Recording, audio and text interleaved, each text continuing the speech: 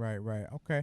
Give me a song that you thought was so dope over the last maybe year that you wish you produced it. Like it was so crazy. It was like, yo, I wish that was mine.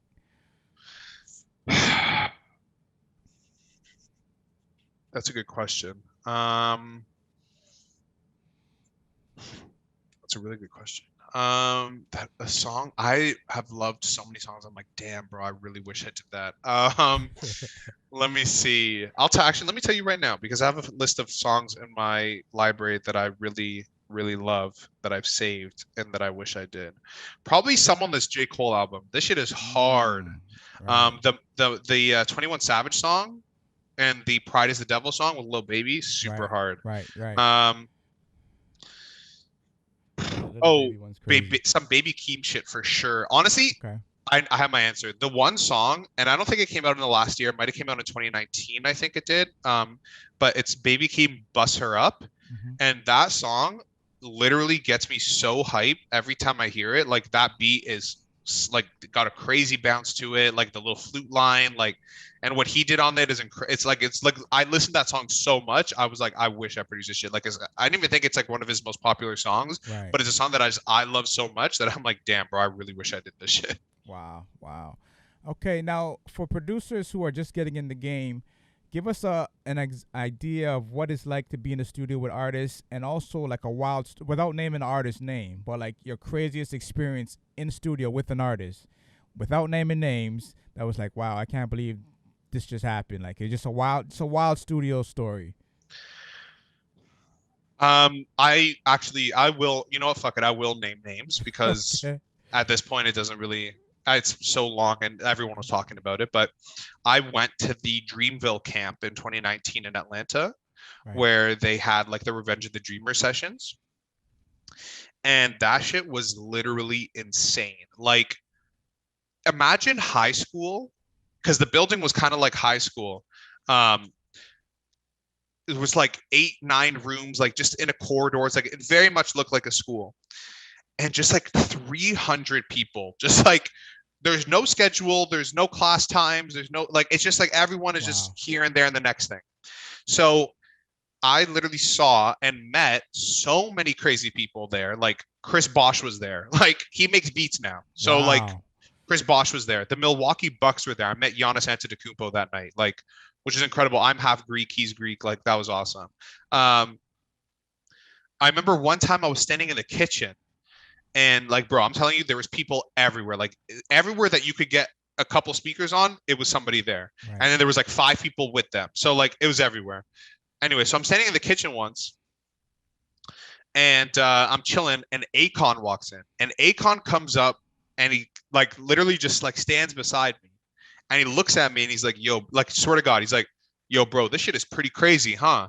And I was like, yeah, like what the fuck? And he was like, yeah, man, and just walks away. Like that's literally like that was the whole interaction. Like Wow. literally Akon. And I'm like, what? And then on the last day or like the second last day, they had like in the studio, they had like a rehearsal space where like artists could go and rehearse and like get their stage presence down, like the whole thing. Like whole ass stage, the whole thing. And they had set up like amps on the stage, like what you would use to perform, but like they had an aux, like they had somehow rigged an aux so that you could plug your laptop in and just like go.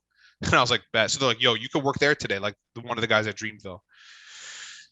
And I was like, okay, sick. So I'm there and I'm cooking shit all day. I'm like, yo, bro, everyone's gonna hear this shit because this is right by the lobby and it's right by Cole's room. And I'm Mm. like, yo, everyone's gonna hear what I'm doing. I gotta do the crazy shit I ever did in my life. Right. So I was cooking up, like I was going crazy, like it was hella people there fucking with me. I was like, this is awesome. Um, and it was a moment where so I see DJ Khaled walk by and he goes to probably to Cole's room because he's probably looking for songs for his album or whatever. And then Swiss Beats walks by and I was like, damn, like Swiss Beats, like come on. I Right. didn't say nothing. I was just like cooking up. I was like, yo, the music's if something's gonna happen, the music's gonna speak for itself. So they walk by. I'm still cooking up. I'm working on this beat. Swiss Beats pops his head back in and he's like, yo, what beat was playing when Khaled was walking through here? And I was like, this one, I think. And I pulled up the beat I was working on when Khaled was walking through. I remember which one it was because it was like just one beat before the one I was working on. And I played it and he comes up to me. He's like, yo, bro, like this shit is fire. Daps me up. He's like, yo, fire, bro. Like, good shit. Like, you're gonna need a microphone right here where you're working at, because an artist is gonna hear some shit and gonna want to record. You got to be ready for that. And I was like, damn, like you're right, Swizz Beatz. So he's like, yo, studio, whatever. Like, he flagged someone that worked at the studio. He's like, yo, get a microphone for this guy here. Like, get it all set up for him and all this kind of shit. And I was like, oh shit. And so like somebody from the studio brought something, like it was literally like the jankiest mic ever, but like they brought it, they set it up in my shit. And Swizz Beatz, I was like, yo, respect, bro. Like, thank you. And he was like, yeah, bro, like no doubt, like showtime, and like dapped me up and like Right. walked out. And I was like, damn, bro, like okay. And it's funny because like 5 minutes later, an artist like Guapdad 4000 walked in and was like, yo, bro, like I had a session with him before, but it didn't really go that well. It was because of a whole bunch of reasons that I thought was me. Like I thought I fucked up, but he was like, yo, bro, that session was bad because I was going through this and I was really struggling, and like, I didn't have my mind right that day, but like I'm ready, like let's work. And so like I literally played him a beat I had just made. He was like, boom, load it up. So I was like, fuck, like I'm prepared for this now. So I loaded it up into my Pro Tools. I recorded. He did like a crazy chorus, and he's like, yo, I gotta go work on this Buddy song, peace, and like just dipped off. I was like, damn, Wow. bro, like so that shit was super crazy. It was just crazy to meet people. I met Jid that day, and we've been in contact ever since. And I've been working, or I've been sending him a bunch of stuff, and he's always seemed mad. Like he's like, "Yo, this is fire." Like he always like is really cool, and every time I see him, it's like super duper love. So that was awesome. I'm a huge fan of his.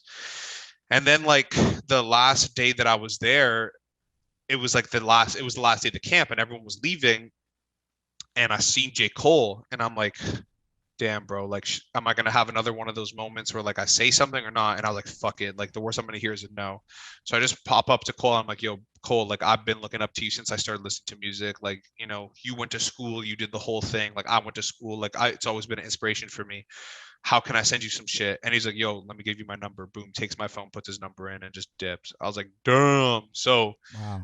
um, it like that's why like now I'm like you just have to say some shit, because like the word Cole could have just been like, nah, bro, like sorry, but I don't really work like that, and I would have been like, cool, man, like I still fuck with you, like obviously I still fuck with you, but like like I at the end of the day, like whether or not he was into it or not, I'm still a huge J. Cole fan, and that would have been a cool thing for just to me to meet him anyways, which I did. Right. But I got the number, and like so like what really went through my head at that point was I saw Hit Boy in Toronto when I was like 13, 14, like 14 years old. I just started really producing. My shit was not fire, but I just got back from, I was at the airport because I think I went like on a trip with my family. And we were at the airport waiting for a taxi. And I look over and I see Hit Boy.